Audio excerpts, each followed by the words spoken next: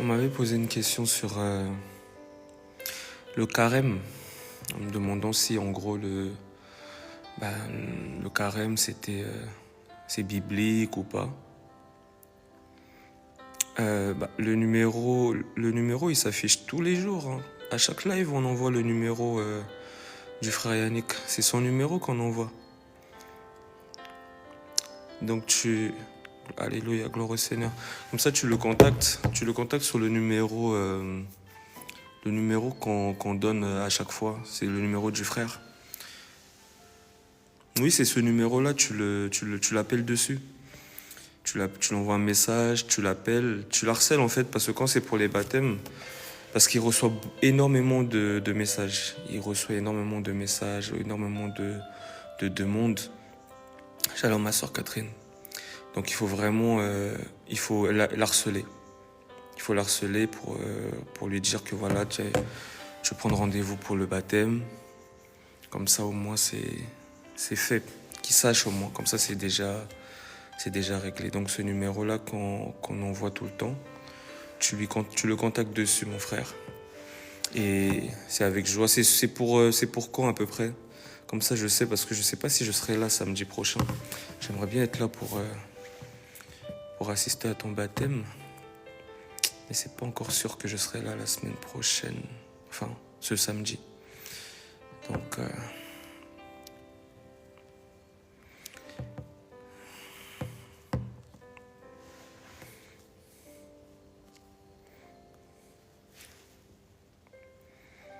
Shalom Marie.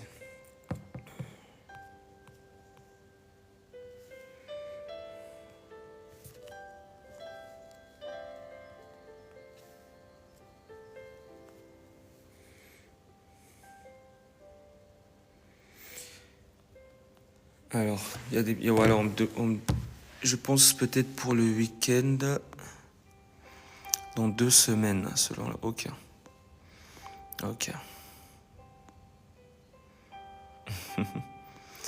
Gloire au Seigneur. Shalom mon frère Christian. C'est une bonne chose, Je sais que ça fait un moment que tu voulais prendre ton baptême. Et je suis content pour toi que le Seigneur ait disposé les choses pour que tu puisses entrer dans l'arche.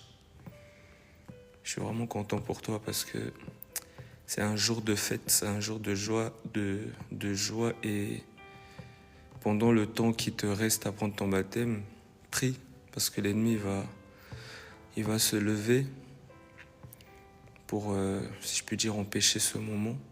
C'est ce que les gens voient. En fait, les gens ne comprennent pas lorsqu'on voit Gabriel qui dit que j'ai été retenu par le prince de Perse. Mais Michael est venu à mon secours. Les gens ne comprennent pas ça. Ils ne comprennent pas justement que lorsque la vérité vient, l'ennemi combat toujours. Je me souviens, parce que moi j'assiste souvent à des baptêmes, il y avait un frère, il devait prendre son baptême, et la veille, il y a une de ses ex qu'il n'avait pas vue depuis, je pense, 2-3 ans, qui a commencé à l'appeler pour lui dire « Je suis en bas de chez toi. Ouvre-moi la porte, je veux te voir. » Et il savait que s'il la faisait monter, il allait avoir des relations sexuelles avec elle, il n'allait pas prendre son baptême. Donc le combat dans son cœur est sonné. Et il a discerné par la grâce du Seigneur que ce n'était pas elle, mais c'est l'ennemi qui se levait pour l'empêcher de prendre son baptême. On a un autre, il est arrivé dans le bus, le conducteur il lui a dit « Vous montez pas. On a dû se casser la tête pour qu'il puisse trouver un blablacar. » Bref, c'était galère. C'est ça la résistance de l'ennemi. Donc oui, il faut prier, il faut être prêt tout simplement, être disposé, remettre ces moments entre les mains du Seigneur, et ça va aller. Michael viendra à ton secours. Donc voilà un peu. Amen. Oui, je disais, il y avait quelqu'un qui m'avait posé une question par rapport au carême. Est-ce qu'on fait le carême ou pas? Est-ce que le carême, il est biblique? Et c'est une bonne question parce que, on va dire c'est la saison un peu du jeûne, tout le monde jeûne, les musulmans jeûnent, les catholiques romains jeûnent, etc. Et maintenant, comment ça se passe pour un disciple du Seigneur Jésus-Christ? Est-ce qu'il doit observer un jour particulier, un mois particulier qui a été établi, où il faut qu'il jeûne, etc. Pourquoi doit-il jeûner? Ça sert à quoi? Etc. Donc on va essayer de voir un peu à la lumière des Écritures le jeûne, selon Dieu, selon les Écritures et pas selon les hommes. Shalom ma sœur Irena. Pas selon les hommes, pas selon leurs dogmes, pas selon leur doctrine, pas selon leurs règles à eux. Parce que les hommes pensent, les hommes ordonnent des choses, les hommes ont des idéaux, mais la parole du Seigneur, elle ne change pas, elle demeure la même. Elle dure éternellement. Donc je prends une écriture. Il y a plusieurs écritures qui nous parlent du jeûne.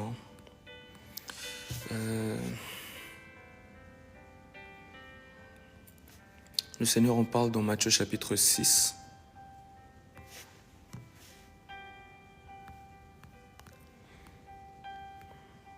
Matthieu chapitre 6.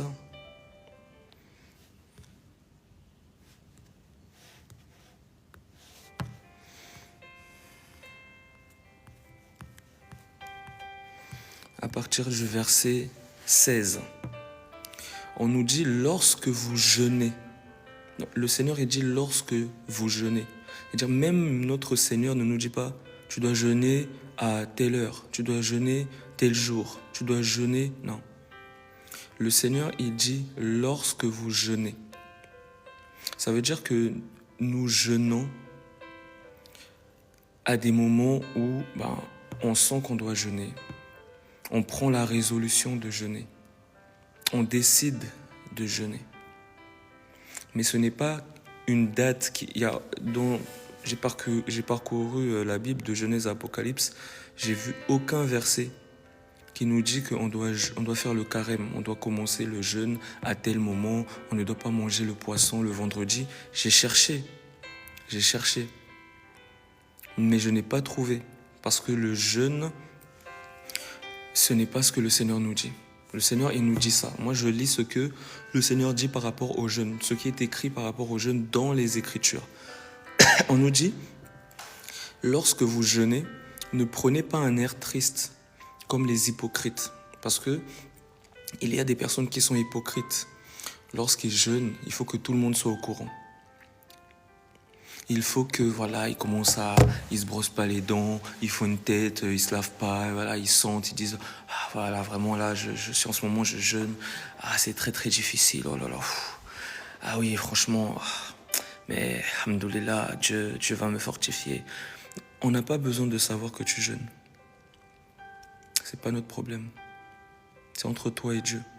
Tu peux demander un conseil à un frère, parce que c'est l'intimité. C'est ton Seigneur. Ton frère, c'est Dieu, c'est Jésus-Christ. Donc, si peut-être tu peux lui demander un conseil, j'aimerais jeûner tel jour. Qu'est-ce que tu en penses? Est-ce que je dois faire ci? Peut-être s'il connaît un peu mieux les Écritures, il peut t'orienter. Afin que les prochaines fois, lorsque tu auras envie de jeûner, tu saches quoi faire. Mais tu n'as pas besoin de sonner la trompette en disant, on va jeûner tel jour, je vais commencer tel jour mon jeûne, je commence à écrire sur tous les réseaux, je vais commencer à jeûner, vraiment prier pour moi, que je sois fortifié, ça va être difficile, ça va être un mois terrible, mais que le Seigneur me fortifie, oh là là, ça va être difficile, oh là là, le jeûne, oh là là, non. Le Seigneur, il dit que c'est de l'hypocrisie. C'est de l'hypocrisie parce que le Seigneur regarde les cœurs. Il sonde les cœurs et les reins. Il dit, lorsque vous jeûnez, ne prenez pas un air triste, comme les hypocrites qui se rendent le visage tout défait, pour montrer aux hommes qu'ils jeûnent. Donc ils font ça pour montrer aux hommes. C'est pour ça qu'ils sonnent la trompette. C'est pour ça que tout le monde est au courant qu'ils jeûnent. Ils font ça pour montrer aux hommes qu'ils jeûnent. Ça n'a rien à voir avec Dieu. C'est de l'hypocrisie. C'est de l'hypocrisie. Vous allez voir, là, ça va commencer. Ça va commencer à faire les TikTok. Elles vont commencer à mettre le voile. Elles vont commencer à chanter des musiques rebeux. Elles vont mettre le Coran derrière. Oh, alhamdoulilah. Parce que c'est le moment. C'est le moment. Et elles ne se rendent pas compte que c'est de l'hypocrisie. Dieu n'est pas dans ça. Dieu n'est pas dans ça.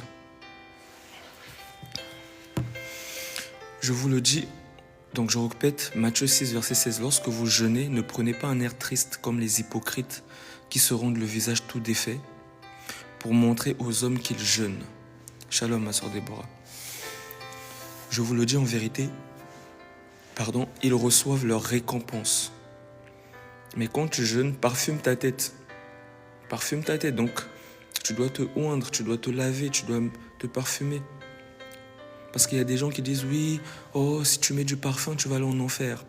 Mais c'est vous, je ne sais pas, vous êtes animé par quel esprit?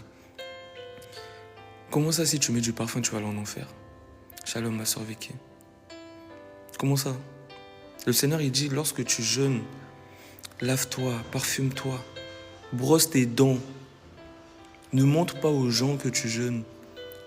Oh non, si je brosse mes dents, peut-être que je vais avaler de l'eau sans faire exprès. Quand je vais mettre de l'eau pour rincer ma bouche, peut-être que je vais avaler une goutte. Non mais... ah Seigneur. Il y a des choses, voilà, je suis obligé de venir sur ça, mais j'ai l'impression... pour moi, c'est des choses, franchement... je dois même pas parler de ça, mais bon. C'est des questions qui viennent, mais bon. Je vais répéter Matthieu 6, verset 16. Lorsque vous jeûnez, ne prenez pas un air triste, comme les hypocrites qui se rendent le visage tout défait, pour montrer aux hommes qu'ils jeûnent. Je vous le dis en vérité, ils reçoivent leur récompense.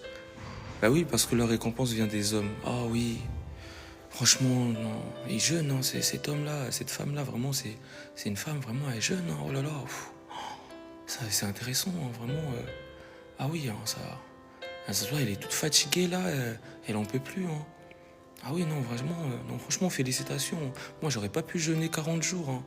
Ah ouais, non, franchement, faire tout un mois de ramadan, de carême. Ah non, franchement, c'est vraiment... ah non, félicitations. Et là, elle est gonflée. Elle reçoit sa récompense.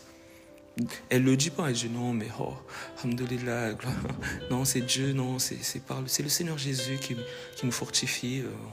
Mais dans son cœur, elle reçoit sa récompense. Les compliments. Elle est gonflée, son orgueil, voilà. Elle monte, et voilà, je suis quelqu'un vraiment. Ouais, non, franchement.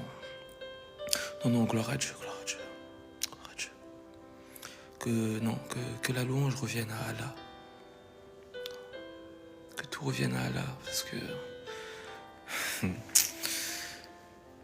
mais quand tu jeûnes, parfume ta tête et lave ton visage, afin de ne pas montrer aux hommes que tu jeûnes, mais à ton Père qui est là dans le lieu secret.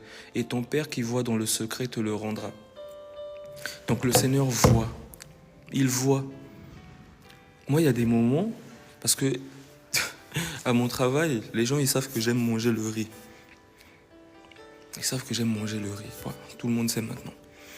Maintenant, ça veut dire quand il y a quelqu'un qui va faire le riz, tout ça, il va dire « Oh, Délice, viens !» Et je vais dire « Non, je peux pas, tout ça, non, aujourd'hui, j'ai pas faim, tout ça. » Ils vont dire « Non, mais t'es sûr, tout ça, mais pourquoi ?» Ils vont me cuisiner. Ils vont me cuisiner. « Non, mais pourquoi, tout ça ?» Parce que moi, je veux pas en parler. Et ils vont me cuisiner et... il y a des fois, je vais leur dire, en fait, je suis en train de jeûner. Et ça veut dire que à chaque fois qu'ils vont me dire, ils vont voir, par exemple, que je mange pas, ils vont me dire, tu jeûnes? Je vais dire, en fait, je suis gêné. Mais le Seigneur, il sait que dans mon cœur, je n'ai pas, en fait, envie que les gens sachent. Mais comme on me demande, je réponds oui. Je ne vais pas commencer à mentir, non, je jeûne pas, non. Je réponds simplement. Mais le Seigneur voit les cœurs. Donc si par exemple, je sais pas, moi, on te demande tu jeûnes, ne te dis pas que non, oh là là, non. Tu peux dire la vérité, tu peux dire, voilà, si quelqu'un peut te proposer un plat, tu dis que non, ça va aller, non merci, etc. Mais si la personne, peut-être, on déduit que tu jeûnes, te demande, est-ce que tu jeûnes? Tu peux lui dire la vérité tout simplement, oui, voilà, je suis en jeûne et tout.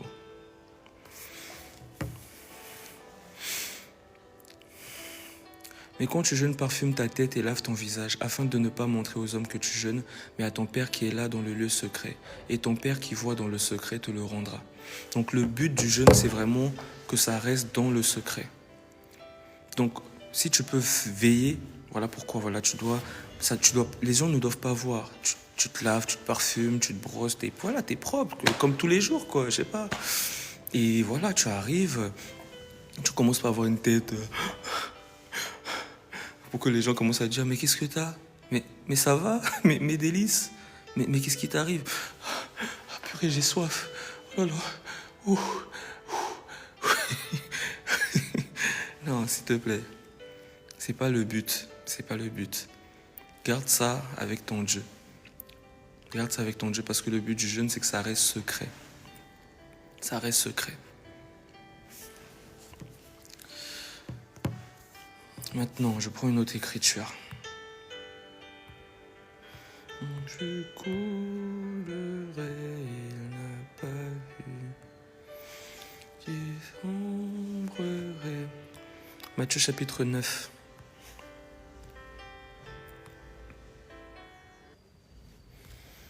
Je bois.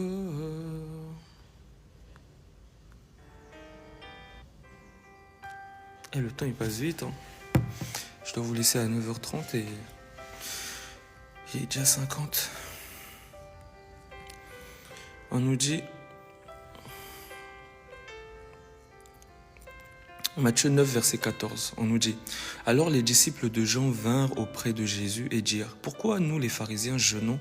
Jeûnons-nous, tandis que tes disciples ne jeûnent point ?» Jésus leur répondit, « Les amis de l'époux peuvent-ils s'affliger pendant que l'époux est avec eux?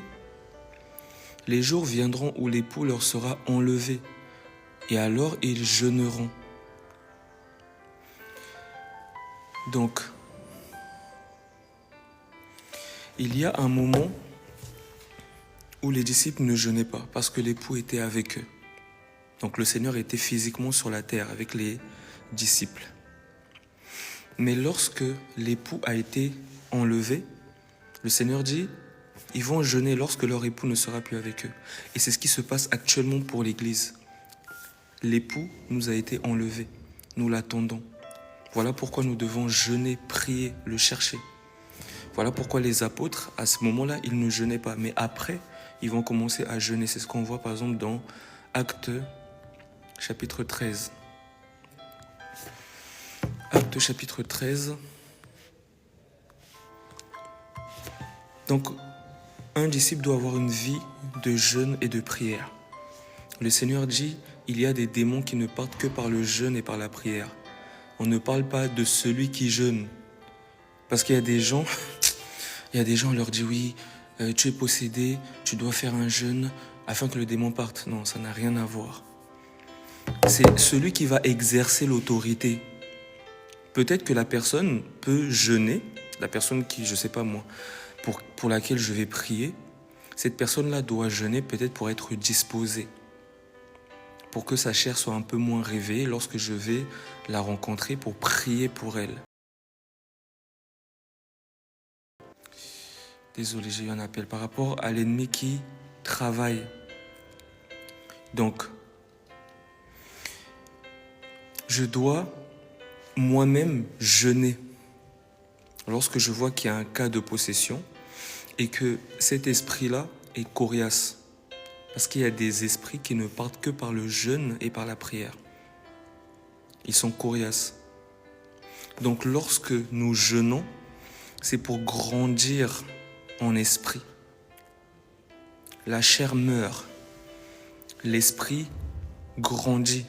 Ça veut dire qu'en nous, il y a un géant. En nous, il y a un géant. Lorsque nous jeûnons,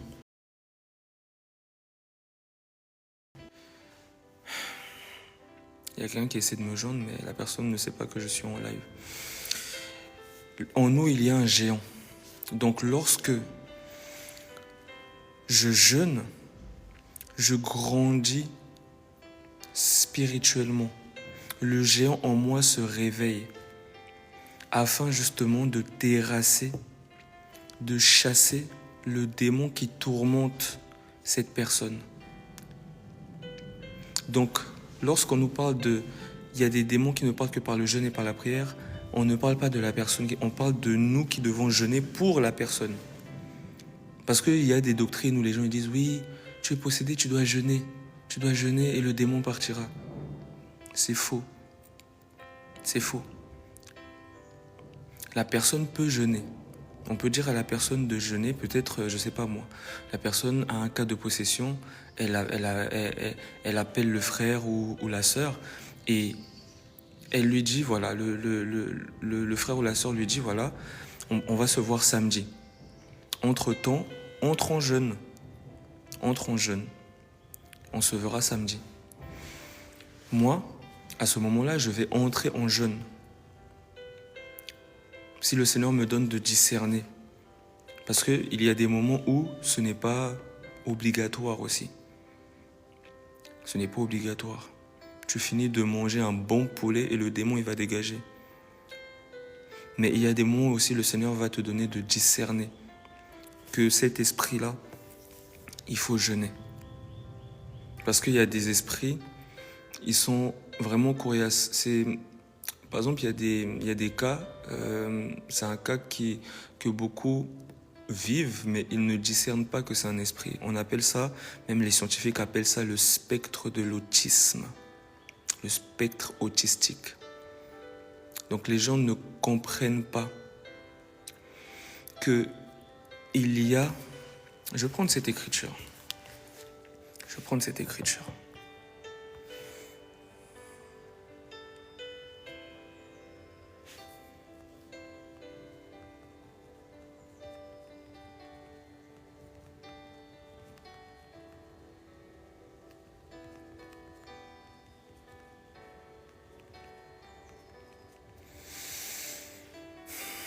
Matthieu chapitre 17.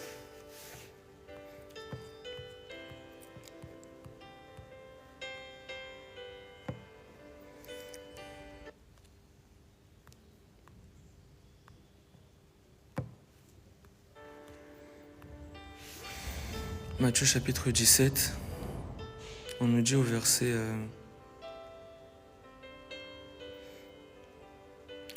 14.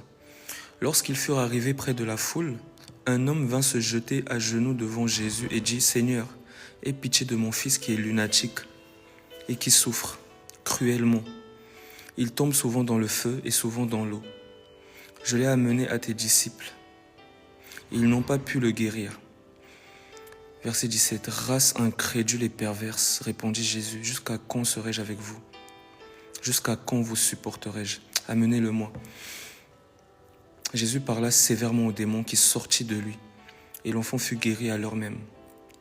Alors les disciples s'approchèrent de Jésus et lui dirent en particulier, « Pourquoi n'avons-nous pas pu chasser ce démon ?» Le Seigneur dit, « C'est à cause de votre incrédulité, » leur dit Jésus.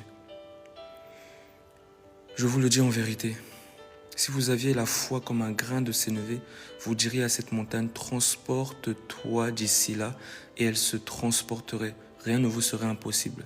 Mais cette sorte de démon ne sort que par la prière et par le jeûne. Donc cet enfant était possédé. Et dans la société, il y a des enfants qui sont possédés et cet esprit est coriace. Cet esprit, il est vraiment coriace. Il est coriace, cet esprit. Et beaucoup de personnes pensent que non, il est autiste, voilà, c'est à vie. Non. Il y a des enfants qui sont possédés. Et cet esprit-là, c'est cet esprit qui les rend, si je peux dire, lunatiques. Pour aller sauter dans le feu. Parce qu'il y a des enfants, on les voit comment ils crient. Voilà, vous voyez les reportages sur l'autisme, etc., qui crient, etc. Ils vont se jeter. Moi, comme je travaille dans le social, donc il y a une fois, par exemple, je m'occupais d'un jeune qui était autiste. Il avait 16 ans. Non, il n'avait pas 16 ans, il était jeune, peut-être 12 ans, il était jeune. Et j'étais à domicile avec lui. Et quand il a des crises, il faut le contenir parce qu'il peut se faire violence. Il peut sauter, il peut prendre la bouteille, se casser la bouteille, il peut se cogner violemment au mur, etc., etc. Donc, le Seigneur, il nous dit qu'il y a des esprits qui ne partent que par le jeûne et par la prière. Et les disciples aussi, ils ont été incrédules parce qu'il faut avoir la foi. C'est pas juste tu jeûnes et tu pries, mais tu doutes ou tu as peur. Non, on n'a pas peur des démons. On n'a pas peur des démons. Parce qu'il y a des chrétiens qui ont peur des démons. Ils ont dit, oh, j'ai peur du noir, j'arrive pas à dormir, etc. Voilà, ils ont regardé un film, ils se disent, non, oh là là, peut-être qu'un démon va venir me visiter, peut-être qu'un démon va venir m'étrangler. Rassure-toi, n'aie pas peur. Tu ne dois pas avoir peur des démons. Parce que celui qui est en toi est plus puissant que celui qui est dans le monde. Et si le Seigneur n'est pas encore en toi, sache qu'il est avec toi. Et je répète, si le Seigneur n'est pas encore en toi, sache qu'il est avec toi. Et s'il est avec toi, tu ne crains rien. S'il est avec toi, tu ne crains rien. Personne ne peut te faire du mal si lui ne l'a pas ordonné. Si lui ne l'a pas ordonné. Parce qu'il y avait une fois, je dormais chez un ami. Et quand j'ai dormi, pendant que je dormais, je pense vers 6h du matin, j'ai senti quelque chose qui est venu sur moi. Et j'étais pas encore dans la saine doctrine, hein. Je précise bien. Et cette chose est venue sur moi, mais j'étais comme, vous voyez quand vous êtes un peu dans les vapes, vous êtes semi-réveillé. Et à ce moment-là, en fait, je sens vraiment un poids. Et j'entends la respiration, vous voyez comme dans les films d'horreur, là, qui respire genre...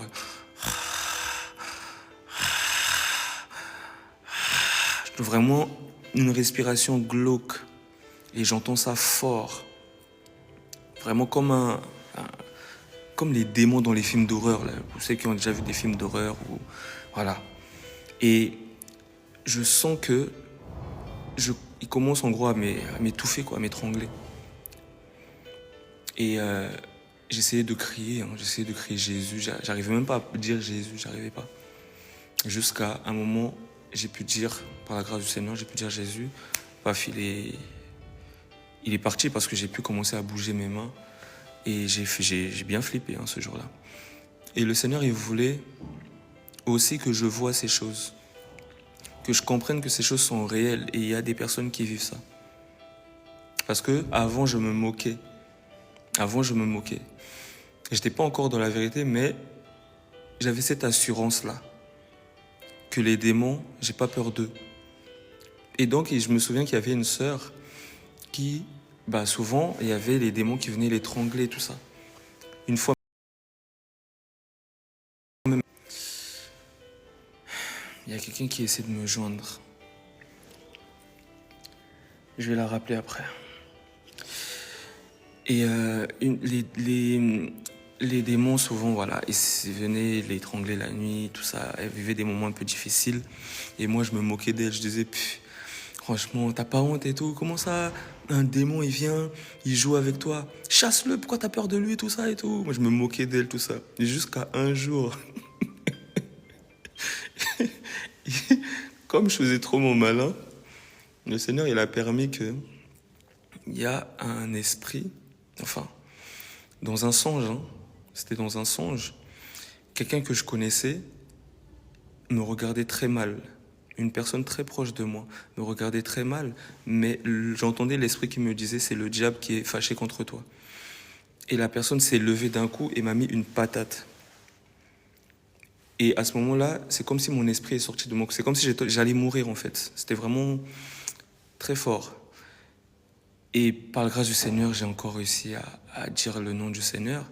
Et je me suis réveillé. Et quand je me suis réveillé, j'étais gonflé. C'est-à-dire, vraiment, il m'avait... En fait, la patate... la patate qu'il m'avait mis, ça agit même dans le physique. Ça, c'est ce qu'on appelle une patate de forain. L'ennemi, il était tellement fâché contre moi, mais il n'arrivait pas à m'avoir. Maintenant, comme moi, je faisais le malin, Le Seigneur, il lui a permis de mettre une patate. Et quand... C'est ça. C'est ça. Attendez, j'ai plus de batterie. Il m'a mis une patate.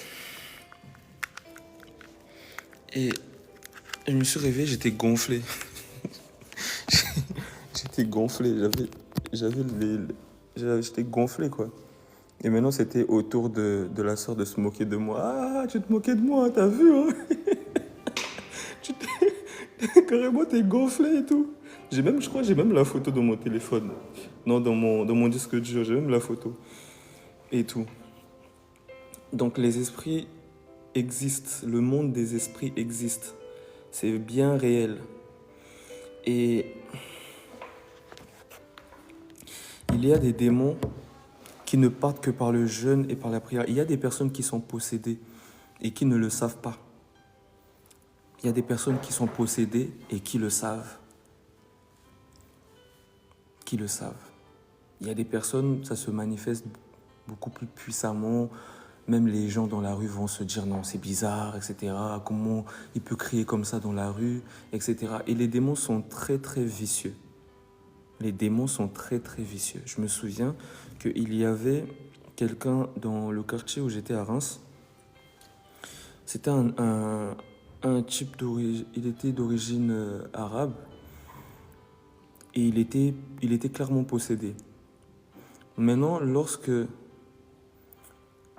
Oui, c'est ça. C'est ça. C'est le diable, il m'a mis une patate. Et ça s'est manifesté physiquement. Et j'étais gonflé. Dès que je me suis réveillé, ça a commencé à gonfler. Mais bon, ça va aller. J'ai survécu. Et je disais quoi? Je disais quoi? Désolé, j'ai eu... j'ai un trou de mémoire, là. J'étais en train de dire quelque chose, mais...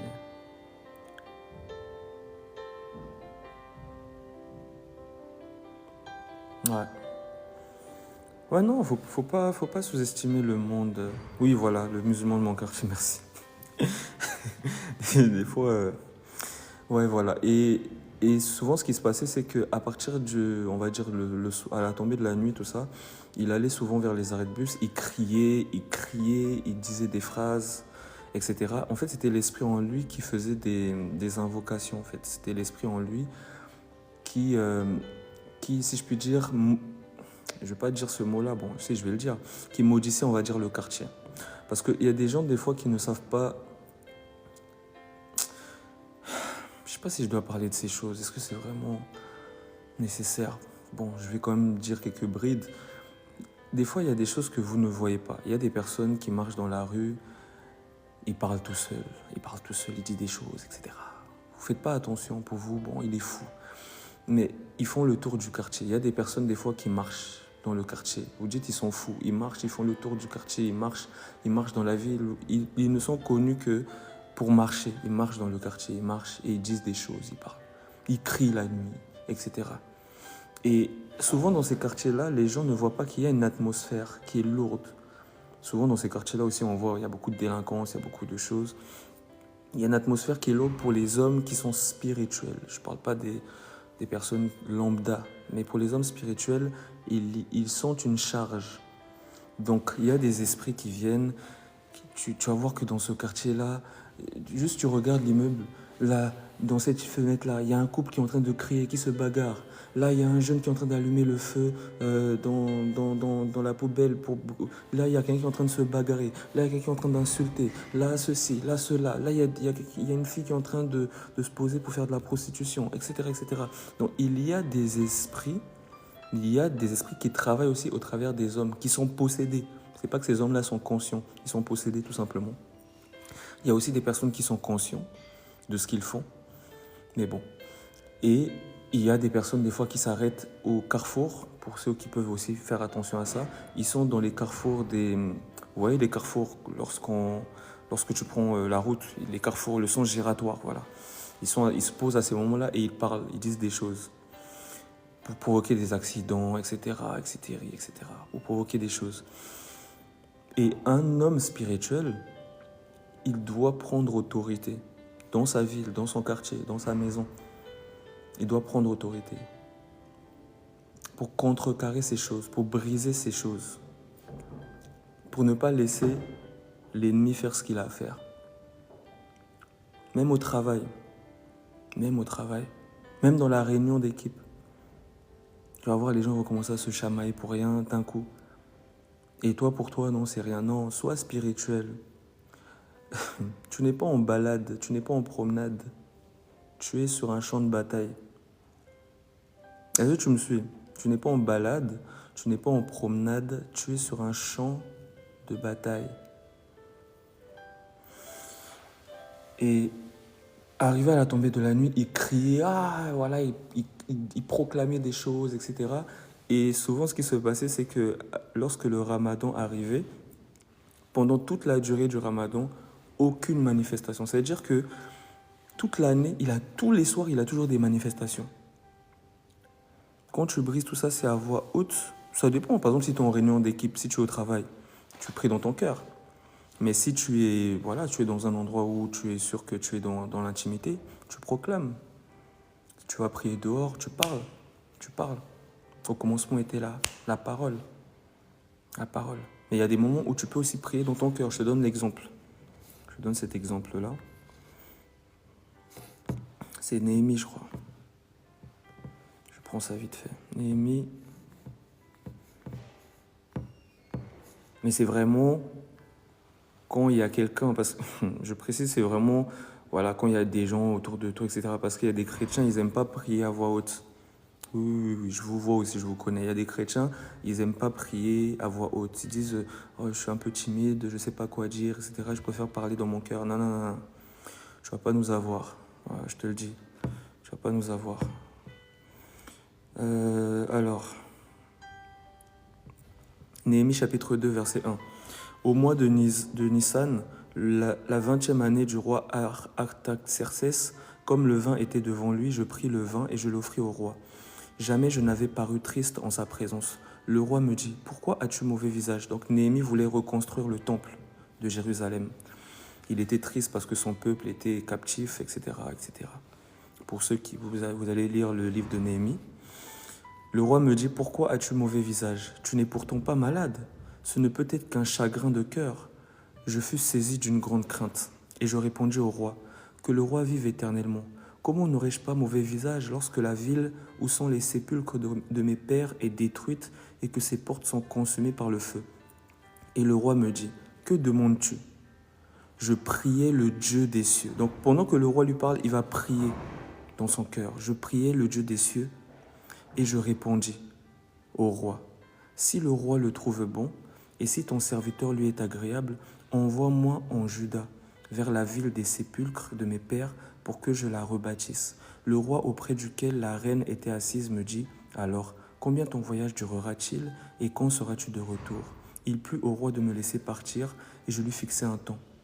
Donc, pendant que je sais pas, par exemple, tu arrives, tu es en train de parler avec quelqu'un, tu lui demandes une faveur, parce que peut-être, je sais pas, tu es au travail. Tu es au travail et tu sens que, je sais pas moi, tu sens que le Seigneur peut-être t'appelle à aller peut-être un mois dans une ville. Et tu te dis, mais je sais que mon patron, il voudra jamais.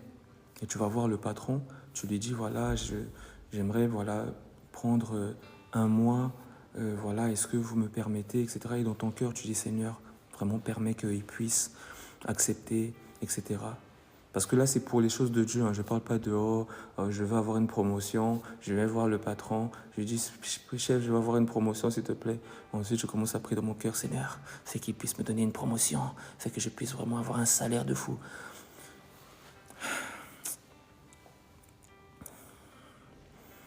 On n'arrête pas de dire que nous sommes des hommes spirituels. Cherchons premièrement les choses d'en haut, le reste viendra. Le reste viendra. Nous ne sommes pas en train de chercher les choses d'en bas. Nous ne sommes pas préoccupés par ces choses parce que ces choses-là, ce sont les païens qui les cherchent. C'est les païens qui cherchent la promotion. C'est les païens qui cherchent le mariage. C'est les païens qui cherchent beaucoup de choses. Mais nous ne devons pas avoir les mêmes préoccupations que nous. Nous cherchons les choses d'en haut. Et le Seigneur, il sait qu'on a besoin de manger, qu'on a besoin de se vêtir, qu'on a besoin de voyager. Il sait toutes choses. Il faut aussi savoir gérer ton argent. Parce que quand tu as ton salaire, tu dilapides tout. Après, tu commences à dire, oui, j'ai pas pu prendre un petit voyage. Mais il y a des gens, ils ont le même salaire que toi, ils arrivent à voyager. Donc, il suffit de t'organiser. Donc voilà. Donc, nous, on ne cherche pas, on cherche les choses d'en haut. On cherche à servir Dieu. Et Dieu lui-même, lorsqu'il voit que dans notre cœur, on est concentré sur les choses d'en haut, c'est lui-même. C'est ce que l'apôtre Paul dit. Je souhaite que tu prospères à tous égards comme prospère l'état de ton âme. Donc ton âme doit grandir, ton âme doit être bâtie spirituellement, tu dois grandir dans l'esprit. Tu dois grandir en esprit, tu dois grandir dans la compréhension des choses spirituelles, tu dois grandir dans ton autorité, tu dois oser imposer les mains aux malades. Tu vois, il y a quelqu'un qui vient, tu te dis, ah, j'ai une douleur au dos, vraiment, je ne suis pas bien. Ose prier pour cette personne. Tu dois grandir dans les choses de l'esprit. Ose prier. Même si tu te dis, oui, le Seigneur peut-être ne va pas guérir, etc. Non, ne pense pas comme ça. S'il guérit, c'est bien. S'il ne guérit pas, c'est bien. Mais toi, prie avec foi que le Seigneur va guérir.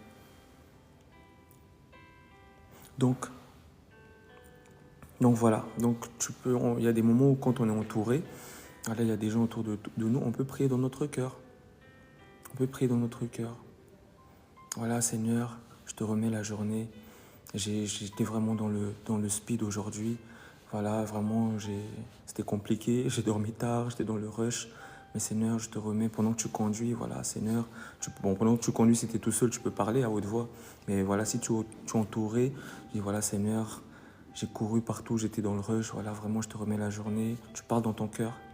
Vraiment, prends autorité, Seigneur. Je te remets toutes choses. Voilà, tu pries dans ton cœur. Et tu continues ce que tu as à faire. Mais fais toujours en sorte d'avoir un temps. Si ton réveil est à 7 heures, mets-le à 6 heures.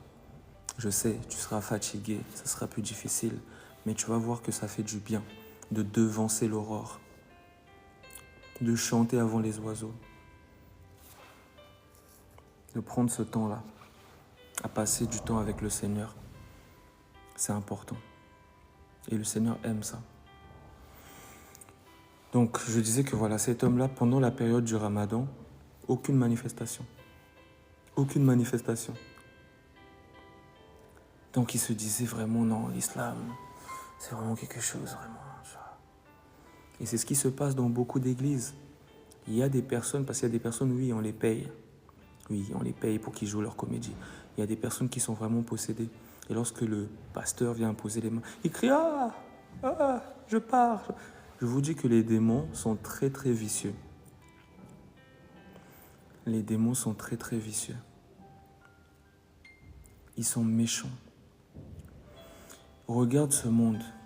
Regarde l'intelligence des hommes. Sache que les démons sont 100 fois plus intelligents. C'est-à-dire que les démons que toi, tu vois, tu les vois comme des... Voilà, excuse-moi du thème, mais tu les vois comme des idiots. Ne sous-estime pas le monde des ténèbres.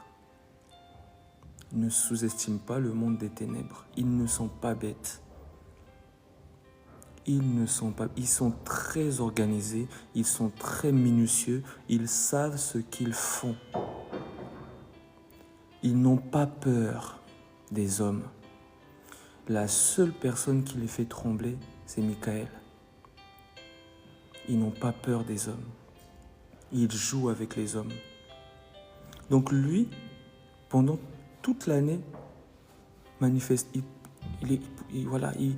Ces manifestations démoniaques se manifestaient en lui, etc. Lui-même, il était spectateur de ces choses. Mais pendant, shalom mon frère Serge, mais pendant le Ramadan, plus rien. Plus rien. Et les gens qui voyaient ça autour, mais l'islam. Vous voyez la ruse?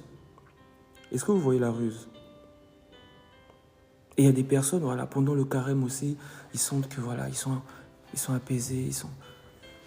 La ruse.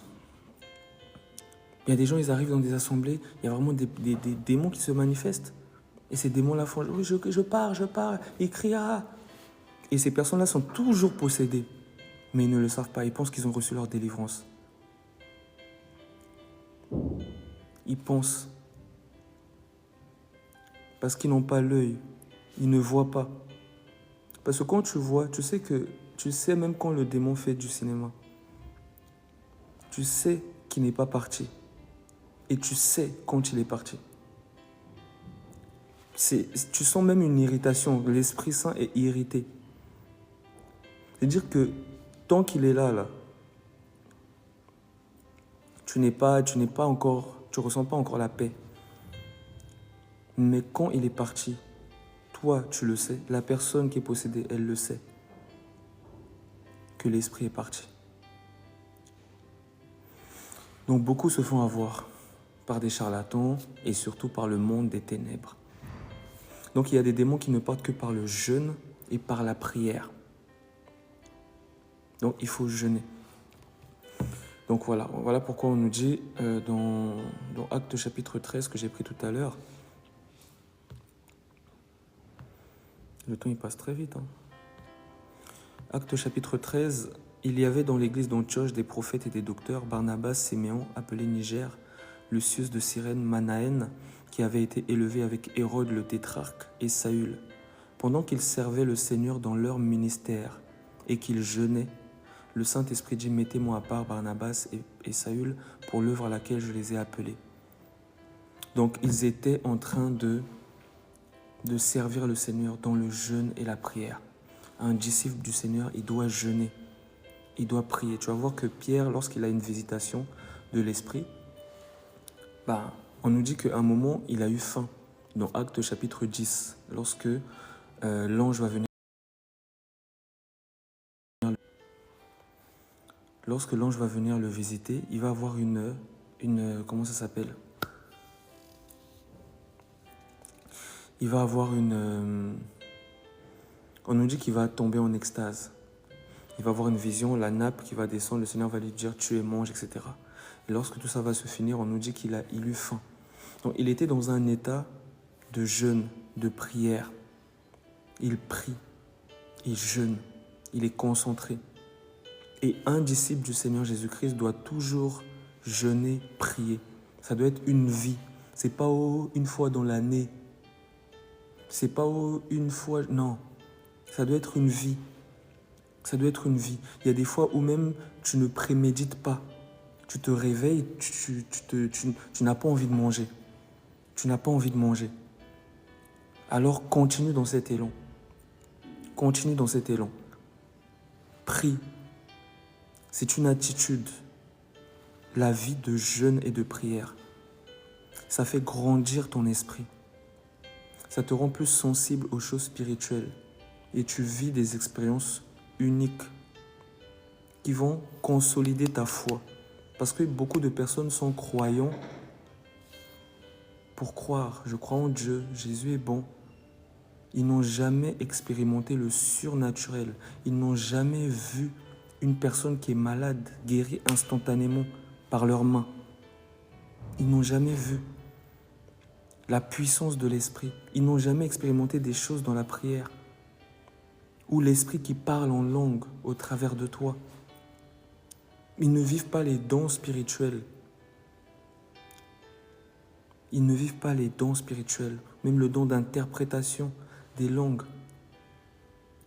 Le don, parce que il y a d'autres versions qui disent le don d'interprétation du langage.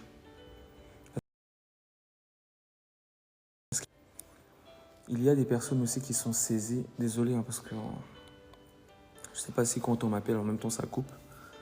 Il y a des personnes qui sont saisies et lorsqu'ils sont saisis, ils ont une feuille et leurs mains commencent à écrire. Et ce qu'ils écrivent n'a pas de sens selon l'œil humain.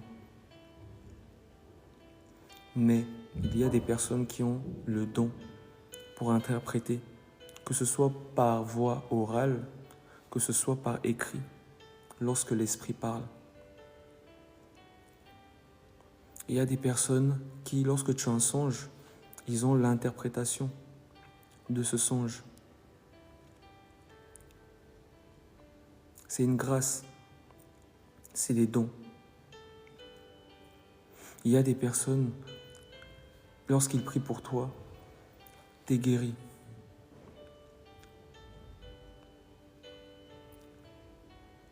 Donc, le peuple de Dieu doit être à l'aise avec le surnaturel.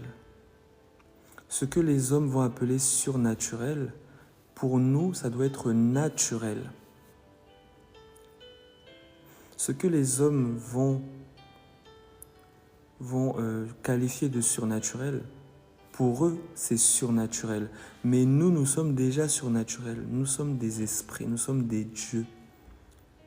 Donc les choses de l'esprit doivent être naturelles pour nous. Et pour accéder aux choses de l'esprit, tu dois jeûner. Tu dois aussi jeûner. Tu dois être dans la prière, tu dois être dans la louange. Tu dois jeûner. Tu dois jeûner. Tu dois jeûner. Oui, je sais, tu aimes trop manger, tu aimes... oui, mais tu dois jeûner. Tu dois jeûner. On nous dit que Daniel, il a fait, je pense, 21 jours, il ne prenait aucun mets délicat, etc. Donc il y a aussi le jeûne où tu ne manges pas les choses, si je peux dire, que tu aimes. On va dire peut-être tu prends peut-être un fruit, tu prends de l'eau, un fruit, voilà, tu prends des trucs qui ne sont pas lourds et pendant une durée, une grande durée, tu es dans cet état d'esprit. Parce qu'il y a des personnes, par exemple là il y a des personnes là, ils vont jeûner, mais lorsque ça va être l'heure de couper leur jeûne, et ils vont s'empiffrer comme jamais. Non, tu peux prendre un petit truc, tu manges pas trop, et le lendemain tu continues. Pendant toute la période où tu as décidé, tu as résolu de jeûner, parce que les gens veulent seulement les 3 jours à sec. Pas seulement. Pas seulement. Tu peux faire 3 jours à sec, mais tu peux aussi jeûner sur une longue période où tu manges peut-être le soir, mais tu manges pas beaucoup. Tu manges que des mets délicats, tu manges des fruits, ceci, mais tu manges pas des choses lourdes, tu vois. Si Jésus est Dieu, pourquoi il avait peur de mourir? Mon frère, franchement, je n'ai pas trop envie de faire des débats. Là, je suis vraiment en rapide. Je pars à 30, donc je ne viens pas dans un état d'esprit de faire des débats. Il faut savoir une chose, lorsque Dieu se manifeste en chair, lorsqu'il vient avec la chair, il vient pour une mission. Il vient en tant que serviteur. Il vient pour accomplir la loi, les psaumes et les prophètes. Donc la loi, les psaumes et les prophètes n'ont parlé que de lui. Je suppose que tu n'as pas lu la loi, les psaumes et les prophètes. Lorsque tu lis la loi, les psaumes et les prophètes, tu vas voir que tout ce que Jésus fait a été écrit. Les psaumes sont des écrits des apôtres, voilà. Tu montres absolument que tu n'as pas lu la loi, les psaumes et les prophètes. Les psaumes n'ont jamais été écrits par les apôtres. Les apôtres, ils ont écrit les évangiles. Donc tu parles déjà des choses que tu ignores. Lorsque tu parles des choses que tu ignores, tu ne fais pas bien, tu manques de sagesse. Donc il faut que tu ailles lire, tu ailles te documenter. Tu vas voir que dans le psaume 22, il est écrit « Mon Dieu, pourquoi m'as-tu abandonné ?» Ça a été écrit des années et des années et des années, des siècles avant l'arrivée de Jésus sur la terre. Donc lorsqu'il vient, il vient accomplir la loi, les psaumes et les prophètes. Voilà pourquoi il dit, il répète « Mon Dieu, pourquoi m'as-tu abandonné ?» Et il vient dans une condition d'homme, il s'est dépouillé de sa divinité. Ayez en vous les sentiments qui étaient en Jésus-Christ, lequel, existant en forme de Dieu, n'a pas regardé comme une proie à être arrachée, d'être trouvé égal avec Dieu. Mais il s'est dépouillé de sa divinité. Il est venu comme un simple homme. Et lorsque tu viens dans le corps, ce corps, il mange. Ce corps boit de l'eau. Donc, il y a des choses peut-être que tu n'arrives pas à concevoir. Je le conçois. Je le conçois. Pour toi, c'est une folie que Dieu puisse venir sur la terre. Pour toi, Dieu doit rester au ciel, sur son trône. Il ne peut pas venir sur la terre. Mais c'est ce que beaucoup pensent. Et c'est tout à fait normal de se dire cela. Moi, je serais étonné si je suis en prison et que Macron vient dans ma cellule. Ce n'est pas l'endroit où il doit être. Mais c'est ça l'amour de Dieu. Dieu prouve son amour en ce que lorsque nous étions encore pécheurs, Christ est mort pour nous. Donc par amour, il est venu dans sa création afin de verser du sang, parce que le sang est une monnaie d'échange. Tu vas voir que souvent les hommes qui veulent faire des choses spirituelles, ils disent qu'il faut verser le sang. Il faut tuer un tel, il faut égorger la poule, il faut ceci, il faut cela, donne-moi un cheveu, etc. Donc dans ces choses-là, il y a le sang. Et c'est par le sang que le monde spirituel travaille. Dans le spirituel, il n'y a pas l'argent, c'est le sang. Et le seul qui peut racheter l'homme, c'est celui qui a le sang divin, qui a l'immortalité. Et le seul qui a l'immortalité, selon 1 Timothée chapitre 6, c'est Dieu lui-même. Et Dieu est esprit. Dieu n'est pas un homme. Donc pour verser son sang, il doit venir avec un corps. Dieu est esprit. Dieu n'est pas un homme, mais Dieu s'est fait homme. Parce que seul le sang éternel peut redonner l'immortalité, l'éternité à Adam. Adam, c'est toi. Adam, c'est moi. Nous avons perdu notre éternité. Mais le Seigneur vient dans sa création. L'amour de Dieu. Il a quitté son trône, il a quitté sa condition, il a quitté son confort. Il est venu se mouiller. Il est venu se salir les mains. Parce que lorsque tu regardes dans Genèse, on nous dit que Dieu a façonné Adam avec la terre. Donc avec la terre, ça veut dire qu'il a pris ses mains, il s'est sali les mains. Tu vois, Dieu remonter ses manches, prendre sa main dans la boue et commencer à façonner l'homme. C'est ça notre Dieu. Il vient et il commence à nous servir. Et on est étonné. Pierre va dire, mais comment tu peux faire ça? Comment tu peux faire ça? Tu vas pas me laver les pieds, tu vas pas me laver les mains, tu vas rien me faire. Il dit non, si je te lave pas les pieds, tu n'as pas de part avec moi. Le Fils de l'homme est venu pour servir et non pour être servi. Donc même pour balayer, là, il va balayer mieux que toi. Et pour la colère, il sera en colère plus que toi. Pour être jaloux, il sera jaloux aussi plus que toi. Et l'amour, il sera amoureux encore plus que toi. Donc l'amour de Dieu n'est pas l'amour des hommes. Quand Dieu aime, il t'aime même lorsque tu es un impie, un pécheur. Pendant que tu l'insultes, pendant que tu blasphèmes son nom, son amour bat pour toi. C'est ça l'amour de Dieu. Lorsque nous étions encore pécheurs, Christ est mort pour des impies. Pour des impies. C'est ça l'amour de Dieu. Donc c'est une folie pour les uns et je comprends. C'est tout à fait normal de se dire que non. Dieu doit rester dans son siège, dans son confort. Il ne peut pas pénétrer. Mais qui est l'homme pour dire ce que Dieu peut ou ne pas faire? Dieu fait ce qu'il veut. Et c'est ce que l'Évangile nous dit. Nous croyons. C'est une histoire de foi. Ce n'est pas une histoire de je ne sais quoi. C'est une question de foi. Nous avons décidé de mettre foi à la Bible. C'est un testament. C'est notre héritage. Nous avons décidé de mettre foi à cela. D'autres ont décidé de mettre foi au fait que l'homme descend du singe. D'autres ont décidé de mettre foi en Allah, en ce qu'il veut. Mais le seul qui a dit « Je suis le chemin, la vérité et la vie ». La vie, c'est la vie éternelle. Donc, le seul qui possède l'éternité, l'immortalité, c'est Dieu. Le seul qui peut donner la vie. Il dit « Je suis la résurrection et la vie ». Bouddha n'a jamais dit ça. Mohamed n'a jamais dit ça. Beaucoup d'hommes qui philosophent n'ont jamais dit ça. Donc le seul qui a vaincu la mort, le seul qui nous promet la vie éternelle, c'est le Seigneur Jésus-Christ. Donc nous avons décidé de mettre notre foi en ce Dieu.